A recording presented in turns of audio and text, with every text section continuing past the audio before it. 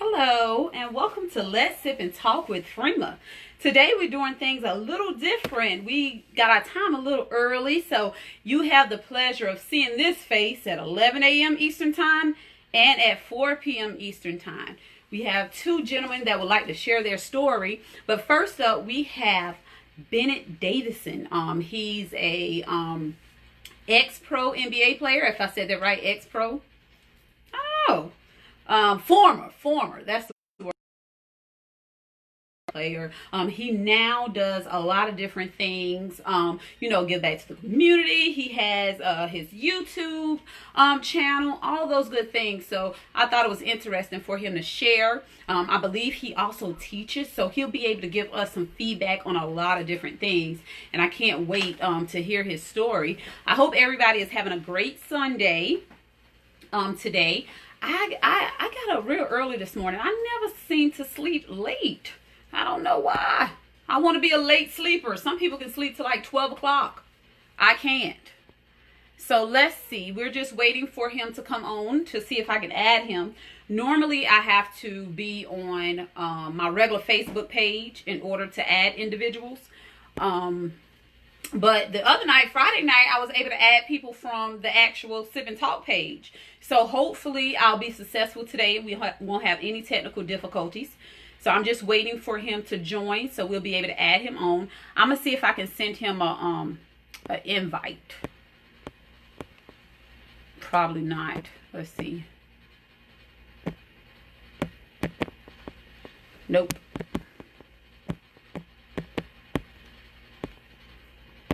Nope, so I'll just have to wait for him to come on. But everybody having a good day so far today, even though the day just really started.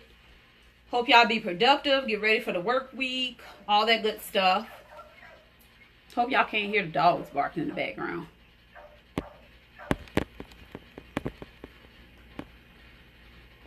Oh, why is it doing it? So we go.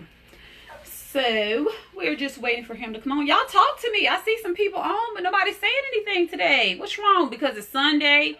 Because it's what? Early? Is it early to y'all? It's rather late to me. Once it's 11 something, it's kind of late. Anybody cook dinner? I cook pot roast with some potatoes in it, some rice. Oh, let's see if I can add him.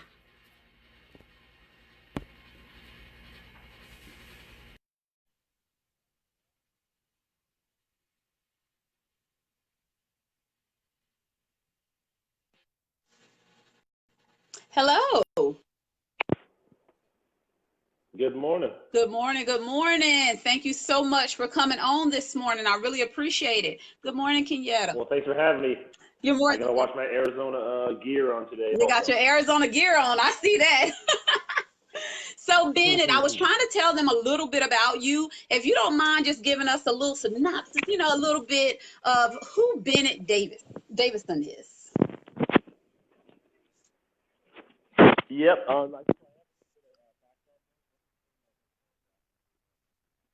Uh-oh, I think we lost you a little bit. So my name is Bennett Davison. I'm from Northern California. And is it coming clearly? Yeah, I can hear you good. Hold on, I'm getting a whole bunch of back there. That's on my side of things. I'm trying to turn these things off. Okay. Hold on a second. All this technical stuff. I know, right? Give me a second here. My bad for not being ready. No. But yeah, I'm from Ben Davison. I'm from Northern California. I'm from a small town of 6,000 hippies up in Northern California. And basically, it's no joke, it's still 60,000 people. And in the 80s, it was 6,000 people. So it's a lot of, how do you say, hippies. And let me turn this Bluetooth on. Oh, sorry. That'll work better. Northern California. And basically, it's no joke, it's still 60,000 people, and in the 80s it was 6,000 people. So it's a lot of, how do you say, hippies. And let me turn this Bluetooth on. Oh, sorry. Uh-oh, I think that'll work. I think we have echo. Northern California. And basically, it's no joke, it's still 60,000. Uh-oh, I think we ran into a little bit of technical difficulties. Just now, but we'll be able to add him back on. in just a second. Good morning, everyone. Good morning. Good morning on this great Sunday. I hope everybody's doing awesome. Y'all, I gotta stop wearing these eyelashes. Yeah, I seen it. I mean, I heard it. It's like when you cut. I think when you were on the headphones and everything, everything was fine, and then I don't know what happened. So let's try this again.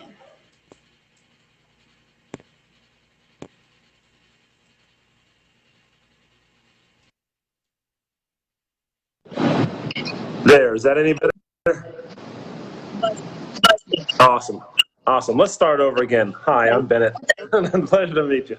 Nice to meet Yeah, you.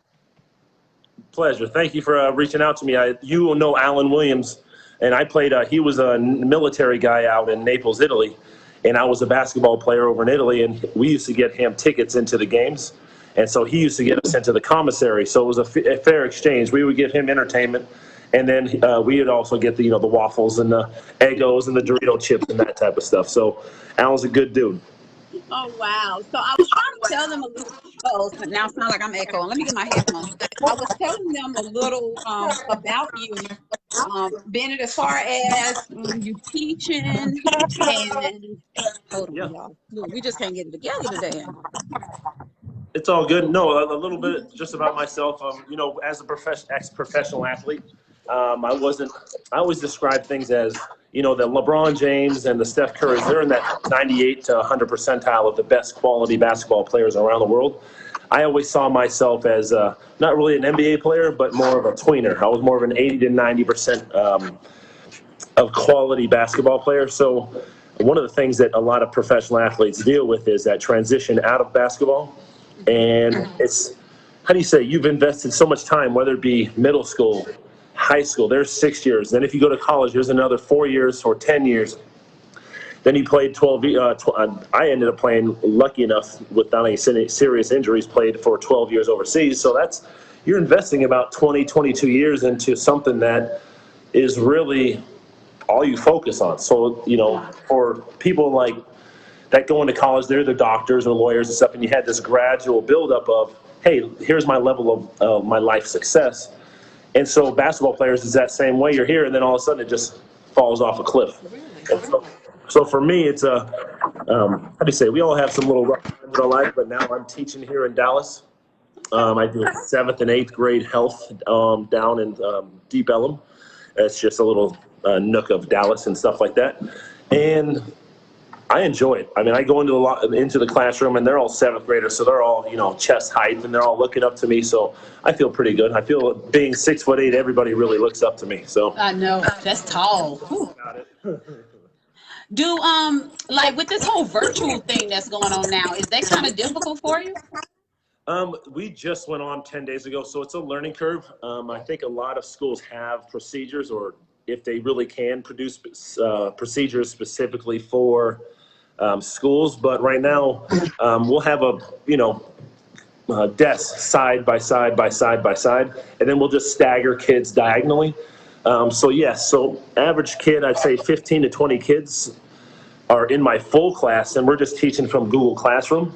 But once we get out of Google Classroom, it's a lot of the kids have already done Google Classroom or virtual training, but they all do it through Google Chromebooks. And the Google Chromebooks are their own individual computer. They can do all their homework, they can do all their assignments, and all I have to really do is post it up online. So out of those 20 kids, I'll have the first day out of not last Wednesday, but the Wednesday before last was the first day we had actually had in school teaching these kids. It's nice. I mean, the classes are smaller. The kids are fairly tech savvy. It's an educational process for the administration, just because I think a lot of these politicians, their number one goal is, it doesn't matter what the economy happens to the economy or anything like that. I think everything is based off of, we just can't have any COVID cases. And that's one of those things. But I mean, I think back in April, I ended up getting it from a grocery store playing volleyball, and it was a 24-hour flu. I mean, I just had a little couple aches and pains in my neck, and I got the shivers in a warm shower. And then I was like, all right, that's kind of weird. And then I went and got tested, and I was positive back in April and May. It wasn't just like a regular old flu. Everyone's like, we're shutting down the world for this. It wasn't that aggressive, I guess you can say. Right, right. There's this whole level of, oh my gosh. But then I had it, and I was like, that's it. That's all it really was. So teaching's going good, and other things in life is good. Do they know you used to play basketball just based on your height? Yes. I mean, I'm walking down the hall, and 98% of the kids are Hispanic, so they're all 5'1", 5'2". My mentor is Eddie Tirado, and he's 5'6", 5'5". So it's a female dominated industry. It's also a short person dominated industry. So I kind of got like a short thumb. Well, I like to feel like I'm tall. I'm 5'1", so I think I'm kind of eye level with you. I don't know, it's a mental thing. Hey, with tall people, we're all the same height laying down. You're right. So tell us about Euro. Is it Euro Hoops or Euro Life? Euro Hoops Life, yes. So this is specifically for, think of like Angie's List. So what does Angie's List do? If you have, you do personal reviews of general contractors for your house. So say you had a person do your roof and he did an amazing job. I'd want to know about that experience, and you'd probably share that. It's like, yeah, go with this company, ABC Roofing. But then next year you end up getting your kitchen remodeled, and they came in and they did a terrible job. They messed things up. They didn't finish their stuff.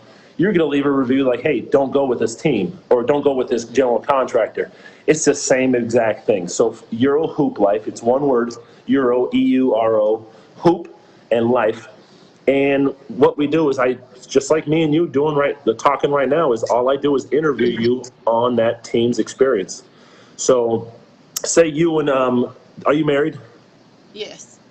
So say you and your husband are going overseas, and you have the contract and you're about to pack up and leave. So FIBA's, how'd you say it? Do you know AAU, the America's Athletic Union, or whatever the AAU stands for? There's a lot of shady individuals in that AAU youth basketball. It's a lot of just like guys with the ear talking and hustle and stuff. FIBA's a little bit like AAU, where there's not a lot of loyalty. There's also not a lot of payments that are paid on time. Contracts aren't respected all that much. So over 5 different years, I've been dollars from 5 different teams. You really have teams that just don't even say they're for salaries, flights, hotels, gym, lights, travel, everything like that. They only have to, FIBA only says that they only have to have about $5 million in their bank account, and then they chip along throughout the season. And that's why in Europe they have so many different logos on their floors, on their jerseys and stuff, because one team will be the team that provides $2.5 million. The other one provides $1 million. And then throughout the year, you kind of scrape along and pretty much just try to figure out the season as you go. And if you don't finish in first or second place, guess who doesn't get paid? The players don't. So what I wanted to do is not reinvent the wheel, but just say, hey, there's something going on here, and all I do is interview players on that situation. Right. So how was the situation when you got there? Did they give you a car and apartment? Did they pay your agent's fees? Did they provide you with a good setup? Hey, actually, I'm going to go outside, and it's nice outside. And so what they do is they set up you with these contracts, living situation, all that. But end of the season, guess what? Mm-hmm. You don't get paid that $15,000, that $30,000 for the last few months of your play, because you didn't finish in first, second, or third place. So all I wanted to do, no, that's not going to work either.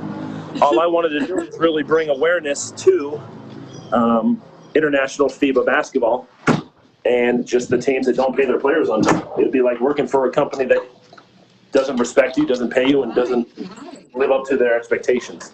So do you get a lot of feedback from that? Do you get a lot of negative feedback from that? You mostly, about 80% of it is good feedback.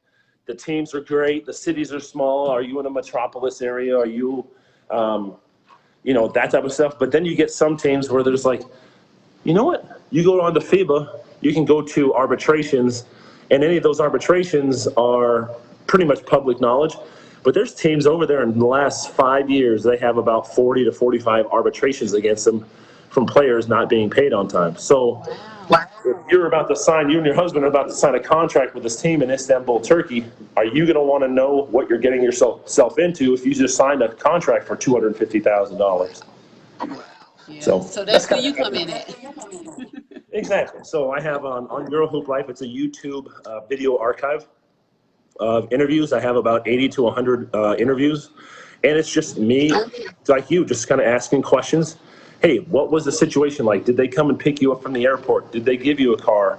One funny story is this guy was on Mongolia, and so he's down over there, and he says it is freezing cold. So he would walk maybe a half a mile to and from the gym to his living situation to like the food where you eat. He said it was about negative 30 degrees. And so it was the second day he was there, and in Mongolia, it's kind of like one of those places where you can have to pay someone $5-10 a week to drive you around to come and cook you food. So him and his other teammates came back to the apartment, and right across the whole counter, right along the counter in the kitchen, there was a horse leg. Was what? A horse leg. It was leg. a horse leg. It had a hoof on it. It had the horse's hair on it, and it basically was just cut off the horse. And they put it across the counter. He's like, what the heck is this? He's like, this is what you're eating.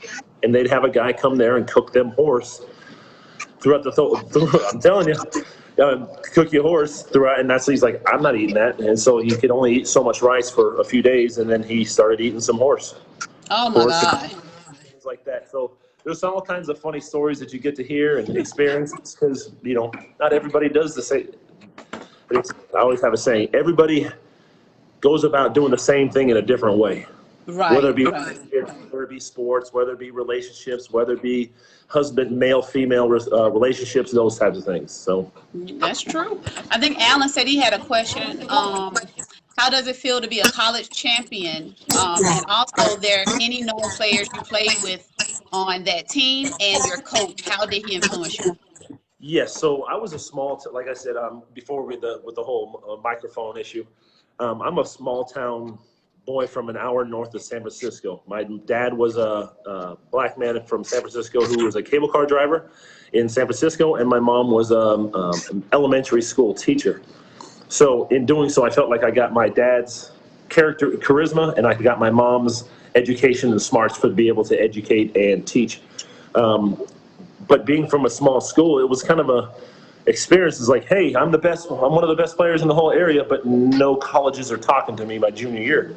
So the beginning of my senior year, if you know any colleges in the Bay Area, my mom and dad just took me out of school, and we drove down to colleges and just started knocking on doors. We went to Santa Clara. Steve Nash was there. St. Mary's, we went to and just basically said, hey, where's the gym? Down this way. You got to go down there to the left. Okay, let's go to the gym. Where's the coach's office? And my dad just knocked on the door and says, hey, do you have a scholarship for my boy? You want to check out this videotape? And they're like, oh, well, you should probably go check out a junior college. I was like, what's a junior college, and how does that affect me? Because I'm I'm an hour north. I mean, no joke. The women in Sebastopol have hairy legs and hairy armpits. I mean, no joke. It's you get a flat tire, and you just smoke out the guy who just changed your tire, and it's a very friendly area, non-nuclear. Everything's a Prius and a Volkswagen. So as I'm knocking on the doors of Stanford, Cal, University of San Francisco, all these different colleges, hey, do you have a scholarship? They're like, that's not how this whole process works. I was like, well, we don't know. And so we just started asking a bunch of questions. It's just like anything in life. If you want to find an answer, go out and ask be proactive and ask the people that really want to, that have the answers that you need. So they said, hey, go to a junior college, okay? Which one's a good one? So I ended up going down to Saratoga, which is in San Jose, right by San Jose State. It's an hour south of San Francisco, so I was about 2 hours away from home. Parents could come and watch me and all that type of stuff. So I played, and it went from junior college of me really wanting the red shirt, and it's kind of a funny story. I was just broken up with a high school girlfriend, the freshman year in college down at West Valley. We're taking the tour of the school, and mom's asking 1,000 questions. Where's the library? Where's the student center? Where's this? And all of a sudden, dad says, Mom, Judy, are you done asking 1,000 questions? He's like, yes, I'm done. I think I got my list. She had a little notepad and stuff. She's a teacher. And so Dad says, hey, Bennett, you like Coach Burton? I said, yeah, I love Coach Burton. He's a good campus and everything. Coach Burton, you like Bennett? Yeah, I think this will be a good situation. He's like, all right, you're coming here. And that was pretty much as simple as it was. And if you know anything about basketball, Bobby Knight, remember Bobby Knight from Indiana? He was a very aggressive, a screamer and yeller. This is Bob Burton. He wears glasses. He's short. He's buck-toothed. He's balding. But I feared this man more than anyone in my whole life. So it was one of those things, is like, sit down, shut up. There's a wall. I want you to run through it. And I was like, yes, sir. You tell me what to do. I know. I know. And so I went from knocking on doors in, I would say, March and April at the end of my senior year, end of my senior year, to going to West Valley Junior College, playing under Coach Burton, and then becoming the #1 junior college player in the nation after 4 months. Wow. So within 4 months, my junior college coach, he usually comes out and hands little envelopes. And so he's like, hey, Jacoby, here's a letter from Santa Clara, or here's Jamal, here's a letter from, SMU or something of that nature. And then all of a sudden he brings in this box of where you keep like reams of paper. He brings it in and puts it on my desk. Like, what is this? He's like, this is who's interested in you. I look in there. North Carolina, USC, Cal, Stanford, Oklahoma, Texas Tech, Creighton, Georgetown, St. John's. Every single call in the nation is like, we want you, we need you, and stuff like that. I was like, me? Some young, big-headed, big gum, big mouth, goofy little immature kid. And it was a real wake up to say, it was a good opportunity. So the coach says, hey, where do you want to go? I said, I want my parents to watch me play and be on the West Coast. He's like, okay, so Pac-10.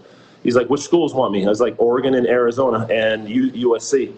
And so I basically just chose Arizona. And 2 years later, I was playing with Mike Bibby, Jason Terry, Miles Simon, Michael Dickerson, Gene Edgerson, Donnell Harris, and a couple of players that played overseas. And obviously Jason Terry, Mike Bibby, and Mike Dickerson are the biggest names that Miles Simon coaches with the Lakers right now. So, yeah, that was my journey up to Arizona. It's kind of like stay on the court, stay busy, finish up school, and it all flowed into winning a national. In 1997, I was a junior, and we won the national championship, and we beat Kansas with Paul Pierce and Jacques Vaughn and Rafe LaFrentz.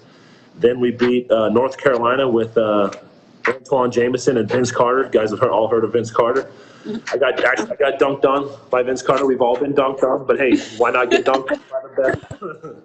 And then we beat Kentucky for the championship, and we're the only team to ever beat 3 #1 seeds in the NCAA tournament. Wow, that's awesome. So that was many moons ago. That was like 23 years ago. We have someone that has a question. Sean Davison, what in your mind makes Trump appeal to you as a good? Okay, do you know this person? Before I continue. Yes, I do. Okay. Yes, I do. Okay. What in your mind makes Trump? And you don't have to answer if you don't want to. Makes Trump appeal to you as a good president for race relations and bringing communities together? And why is the size of the national debt not a problem for you any longer? That's my brother. He's an odd character. Trump is definitely a non-normal politician, and I think he rubs a lot of people the wrong way.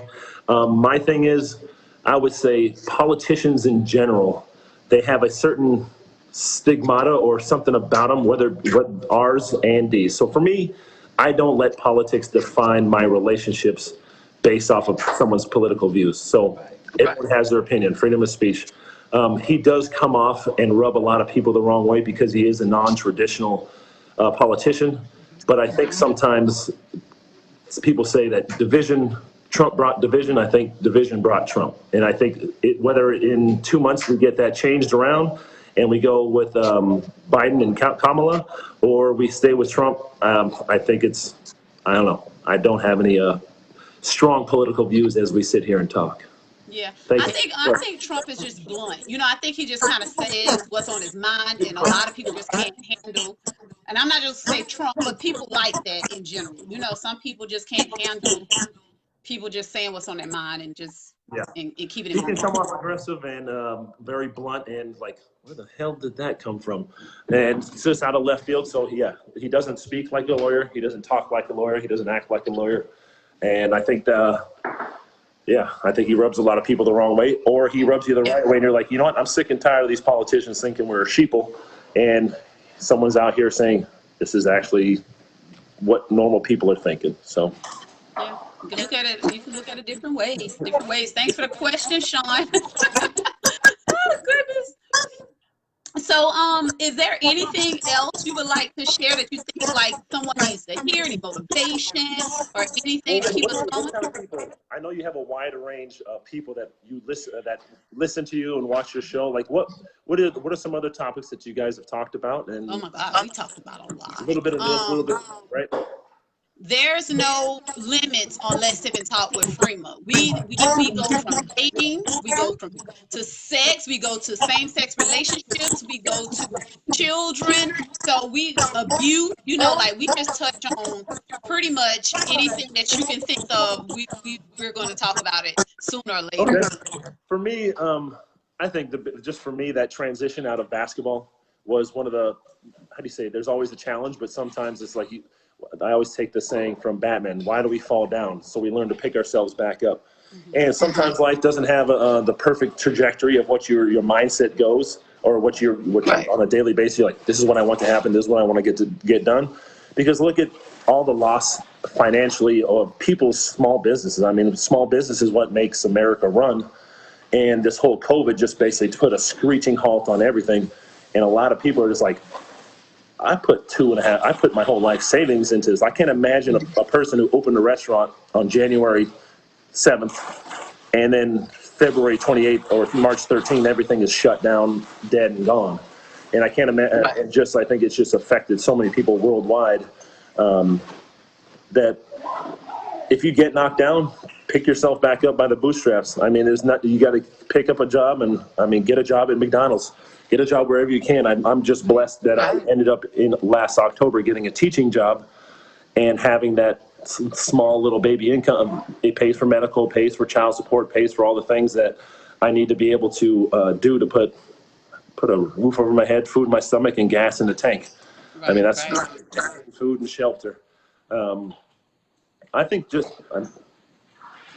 I just put my heart goes out to a lot of the people that have had a drastic change in life just because of the impact on this situation. And I feel that you've always got to have something steady and consistent, which was the teaching. You've also got to have something that is entrepreneur, and my favorite word is entrepreneur. I think for myself, it's the Euro Hoop Life is that entrepreneurship of saying, hey, here's a small little community. It's not something that I'm looking to make a financial gain off of, but I think everybody has to find a hobby that they're going to do, whether it's financially beneficial or not. And I think that's something that kind of brings me joy, just like this. I mean, you're not going to be rolling in the dough from this. You just want to be able to say, hey, not at all. It's my life, and I want to be able to be a vehicle for other people to share that experience. And I feel that's what Euro Hoop Life is.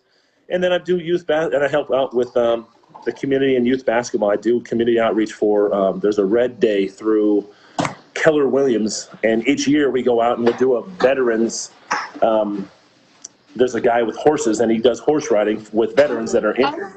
Or we'll go down to Bonton, which is pretty much a place as soon as the sun goes down, all the creatures in the night come out. There's only one place of commerce, and it was just shut down 3 years ago because they're selling heroin out of the back. So it's kind of a very low income housing like that. And we'll go off and we'll clean the fields and have animals for people that just come back out of jail, back into the community, and they can give back to the community. So there's, some of them may even be there with their tracking home monitors. Yeah. And this is where they're allowed to say, okay, they're going to be over in the field. They can play, horseshoes, or they can work in the garden. They can sell fresh fruits in their community instead of eating, non-healthy stuff. They can get some stuff from the earth, good nutrients and stuff like that. That's nice. That's awesome. Every year you got to just stay busy. I'm as my dad said, he's got to be proactive in everything that you do. Absolutely. And that's probably the best advice given. You have to stay busy. Like you said, find a hobby, even if it does not bring you financial gain. It may help somebody else in another way. So yeah, we can relate in that aspect with the Euro hoop life and the Let's Sip and Talk with Freema. It's just, it's beneficial in certain ways. So Yeah. Yeah, and one thing about Euro Hoop Life, don't talk to Siri. Don't say, "Hey Siri, go find me Euro Hoop Life." It actually pulls up "You're a Poop Life." So, sir, I need to talk to Apple about Siri misspelling Euro Hoop Life. Euro Hoop Life is not a poop life. well, Bennett, I really, really enjoyed this session with you, just talking to you and learning, just your background and giving us some good advice, some good feedback. I really appreciate you taking time this early Sunday morning. What time is it there where you're at? It's 10 o'clock, 10:30 right now. Okay. Yeah, So it's about not too bad. 10:30 right It's now. 11:30 here where I'm located. So let me ask you a Uh-huh. question. Why do you do it? Why do you reach out and try to build a community? Because you have 12 people here. Some days I see you have 20 to 30. It fluctuates at different times. What motivates you to do this? Well, from my previous employer or job that I was doing, I was a mission coordinator, and I learned that I actually like helping people, whether it's just being a listening ear or having a conversation where I can relate with them or finding resources for them. So I ever was someone that felt like I had to try to help someone in Yeah. some way, shape, or form. So I decided, you know what, I like to talk. Me and my girlfriend like to sit around and have conversations. So why not allow people to learn from other people, listening to their story or seeing it from someone else's perspective. They may get a different outlook on it and they may have a different outlook in life, period. So I think by conversations and hearing people's stories, you're able to see things differently. So that's what motivates. Outstanding. Yeah, I mean that's what it's about is connecting. And this whole virtual world is kind of something everybody's kind of been doing.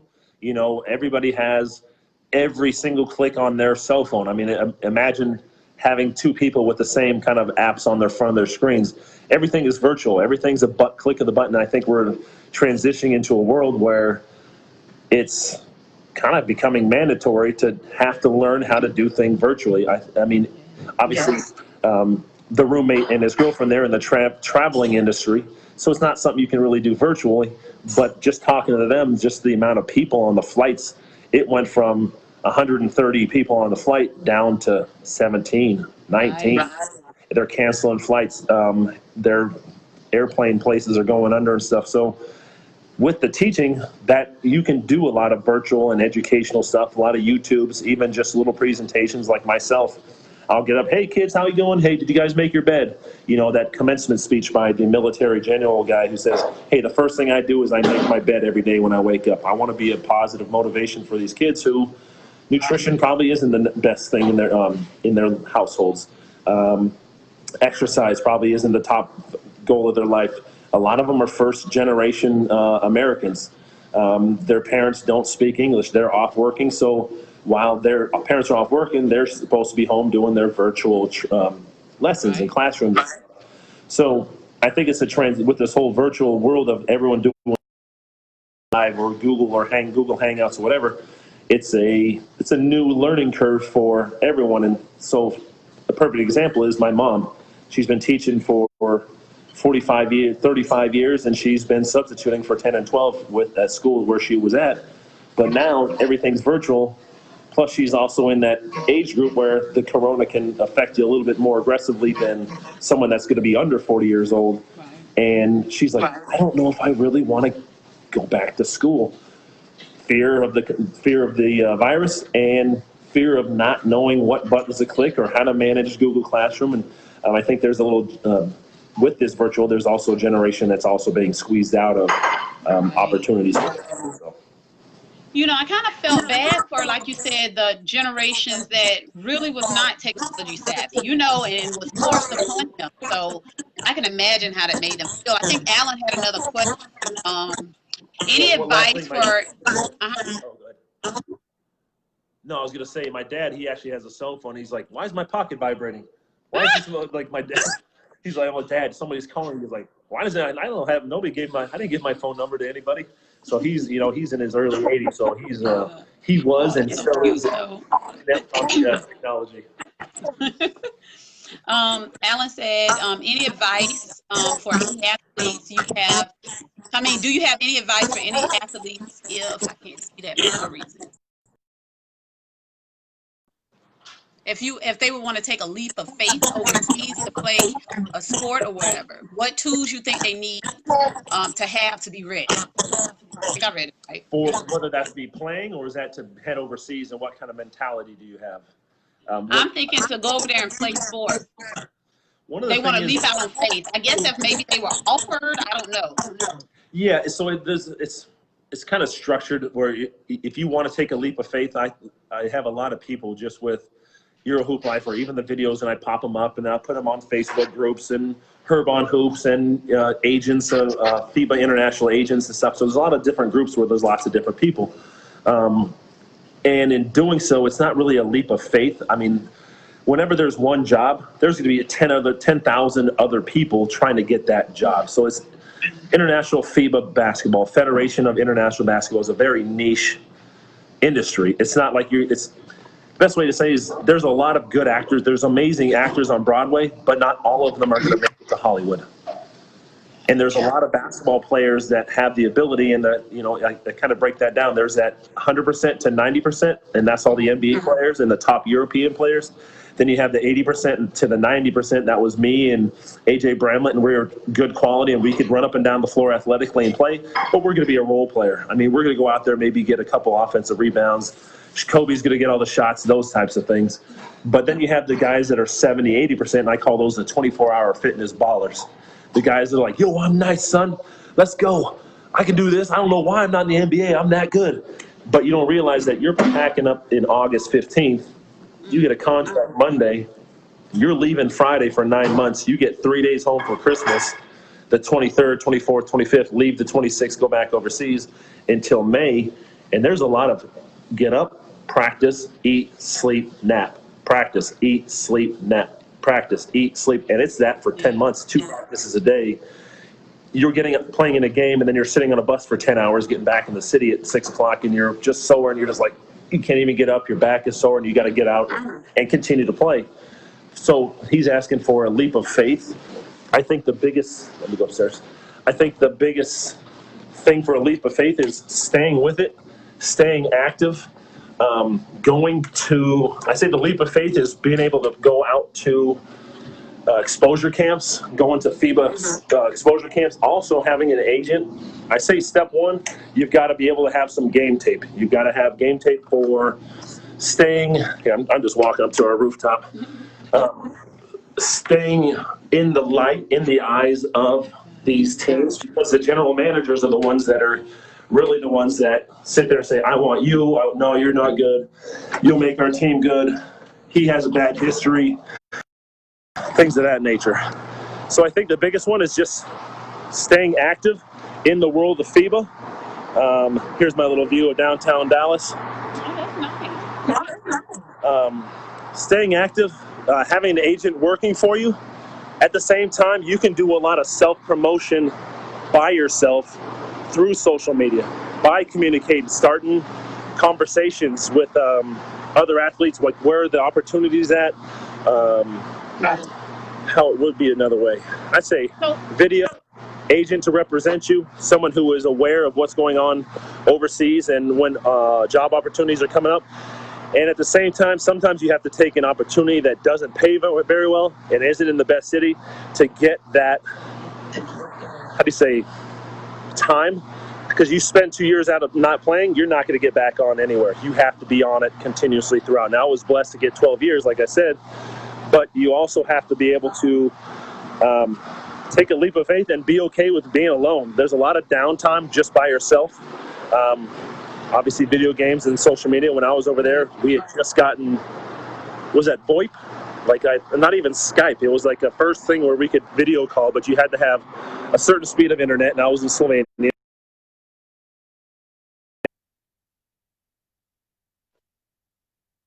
Bennett, you still there? And Let's see. That should. Is that working any better? Huh? Is that any better? Yeah, a little bit, but I do have a question, Bennett, for like the parents like myself, you know, who son plays basketball, you go to every one of them, you record all his games, you know, all his footage or what have you. Like, what do I do with that footage in this day and time? You know, I know before, you know, your parents took you there, but like, do I just post it on the internet, or there's certain people I need to reach out to? He's in 11th grade now. 11th grade. I think it's just saving game tapes. Saving game tapes and maybe having somebody edit it. Everybody looks good on a highlight. I think for colleges, and you said he's in 11th grade, so he's a junior in high school. Mm-hmm. Is there feedback? No, it's good.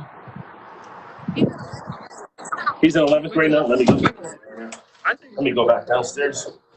Maybe get closer to the internet.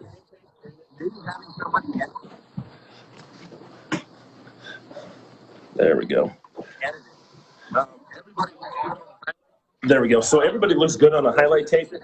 You also need some live game tape, just so they can see how you move and the size of you. And at the same time, sometimes just playing at a higher level does, like, you have an Arizona shirt, it kind of speaks for itself. Whereas some players are like trying to find, you have to be really proactive in all the things that you're trying to do, just because you have to go out there and be seen. You got to sell yourself. You got to market yourself. You got to be proactive in everything that you do.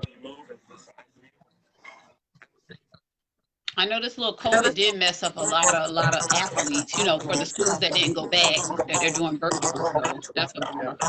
Or just the sports. I mean, just we went through Corona and there was no sports. There was no baseball. There was no football. There was no basketball. None of that stuff. So it's screwed up a lot of people. I think we've had a how do you say, a reduction or a coming to Jesus moment. We're like, hey, what's really important to me? What's really important in life? Absolutely. Absolutely. And then I think it was more so, and I know we're kind of getting off topic here, but also with the whole COVID thing, it gave people time to, like you said, really reflect, because it had a lot of people lost their jobs not due to COVID. Would you be homeless? You get what I'm saying? Because a lot of people live paycheck to paycheck. You didn't get an extra 600 or extra 300. So I don't think a lot of people really took that in. Like, man, if I really lost my job and couldn't get another one so fast, would I be homeless right now? You know, like. Absolutely. I think a lot of people are relying on other people to assist them in life and to be able to get through life, to be able to say, hey, you know what? I only have half of my rent. I mean, I live paycheck to paycheck. I mean, all the bills and the medical and the stuff through school, and that all is basically, hey, here's a couple extra $100, make it survive. You got to pay the things that you got to pay the piper first, and then you got to figure out life. And I'm blessed to be able to be, like I said, I just got the job in October last year. And if I hadn't, I don't know where I'd be. I'd be like eating bologna sandwiches and mac and cheese. That's what I do now anyway, so it's no difference. Okay. Well, Bennett, I really enjoyed this with you. Thanks for the honesty. Thanks for sharing your life with us. You rock. Continue to be you. And that's pretty much. Anything else you wanted to say to us today before we? No, it's just I'm gonna go outside, maybe go get a little jogging. It's not the temperature cooled down about 20 degrees down here in Dallas, so it's a lot easier. It's a lot easier to get outside and not be drenched in sweat with all the humidity going on here. Yeah. Okay. Well, you take care, Mr. Bennett Davison. I appreciate you. Nice to meet you. And as we always say on Let's Sip and Talk, Freeman, peace and love. Peace and love. Thanks, Freeman. You're welcome. Bye.